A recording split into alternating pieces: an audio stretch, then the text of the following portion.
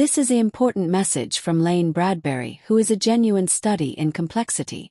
She is both strong-willed and stubborn. This tenaciously driven Gemini allegiances to dance, ballet in particular, is enough to put most of us to shame.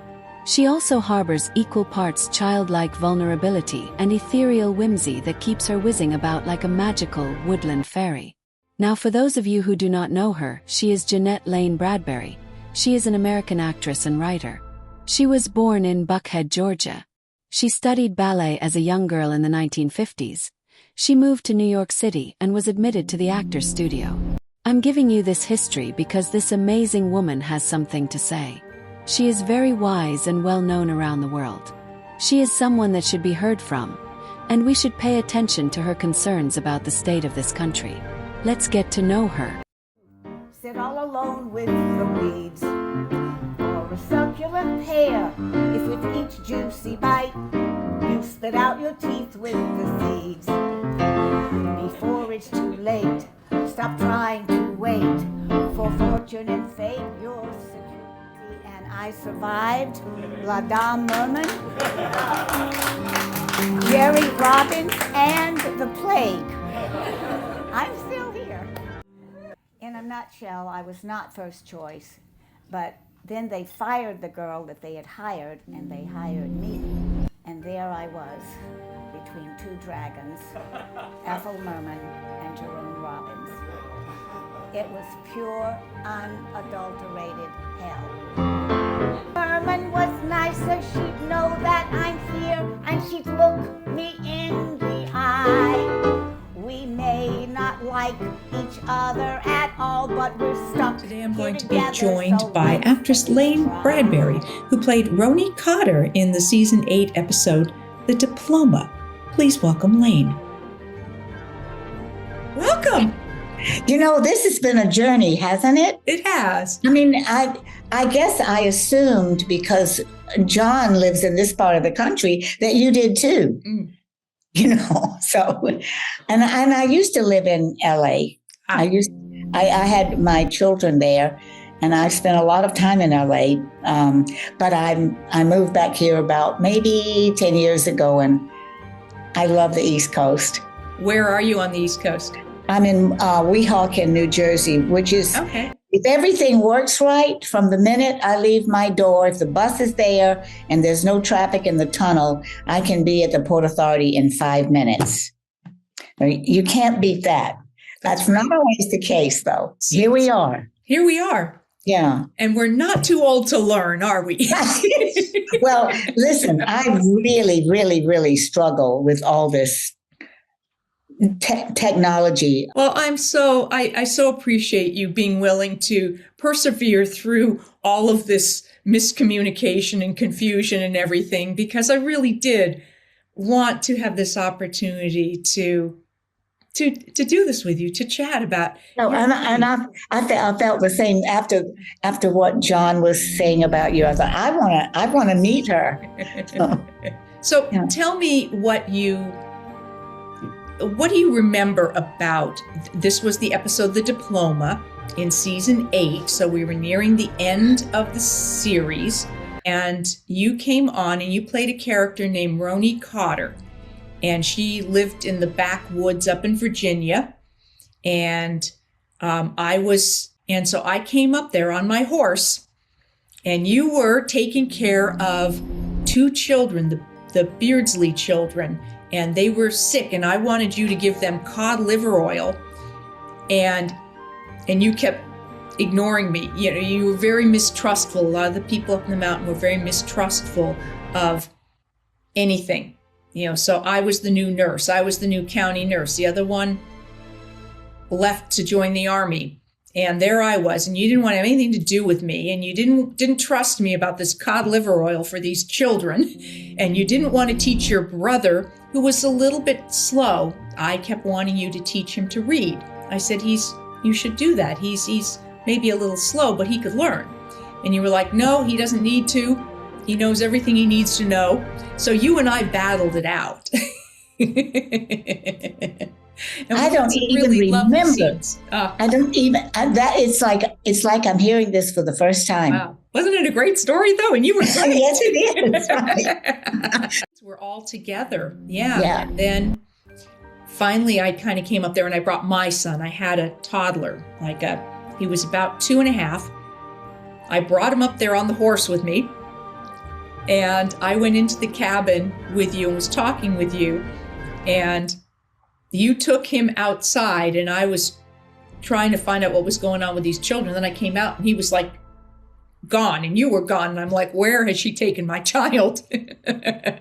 Wow. And we went and I heard sounds and I went over and you had this sort of garden area and there was a little rocking horse. And he was on the rocking horse and you were, sort of playing with him on the rocking horse. And then I noticed these gravestones. And you had lost your husband and your child to like a plague that came through. And so then I understood more about you. Mm-hmm. And so we sort of found this common ground and you agreed to give the cod liver oil to the children. And I had given this book to your brother, Sweet Billy, and he was starting to learn to read. So it was a very sweet story, and it took a bit, but we, two hard-headed women who kind of came to an understanding that we could respect each other and understand each other and appreciate the lives that we each were living and ultimately what was best for Anne for your brother. This for the first time. Isn't that amazing? It doesn't, I'm listening to this story, listening to you tell me this story, and oh my goodness, that's a good script. It's funny because, I did 220 something episodes, and a lot of them are a blur to me because I started the series in 1972. And we did 9 seasons. So in season 8, it would have been about 1980 at that point when you worked on the show. So we're talking a few years, and you were in for one episode. So in the course of a career that you had, this was 2-3 days of work, maybe. But the thing that it baffles me that it's like new to me. I'm hearing it for the first time. So bizarre, Were there shows, because I know you worked on things like Gunsmoke and Mod Squad and Partridge Family and FBI, and are there things from the various different shows that you work on that have stood out, that have stayed with you over the years? Well, I think working on the Gunsmoke show was just so fulfilling to me. They kept bringing me back, and then I played a country girl, Mary Florine, and they kept bringing her back, and I was in love with Mr. Newley, and he never would give me the time of day. But it was everybody was so incredible to work with, and it was just such a joy it's my favorite show. It's just my favorite show. Hitler was charismatic. Denen ich mich auch heute noch verbunden fühle und für die ich letzten Endes ja auch kämpfe. Nun sind 9 Monate vergangen. Als ich kam, hatte Deutschland über 6,2 Millionen Erwerbslose.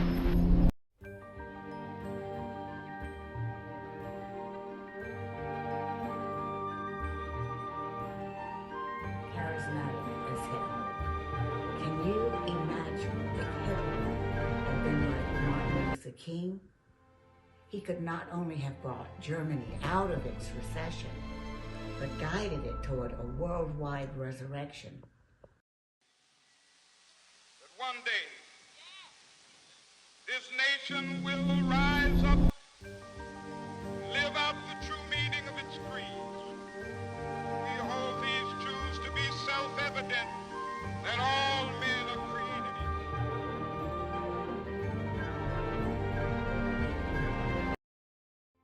and shown the ones that feel weak that their power from uplifting and not shoving aside. How do we get this message across? This mire is so deep and wants to suck us down into its sad truth that we still live in from ages past. Could I hold out my hand to a Nazi type thing? See?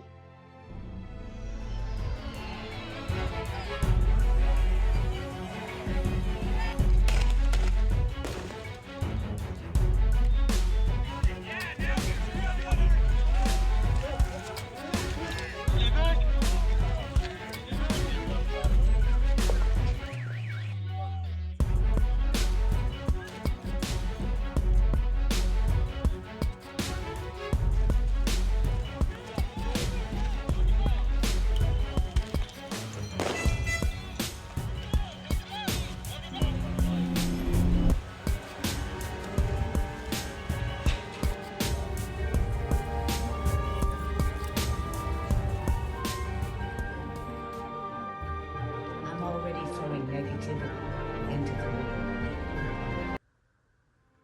But can you change the devil into a good thing? Love has to be greater than hate, or we'll all end up just one hateful thing. Middle of Fifth Avenue and shoot somebody, and I wouldn't lose any voters, okay? It's like incredible. So I'll go on my knees and start to pray for God in heaven to please show us the way.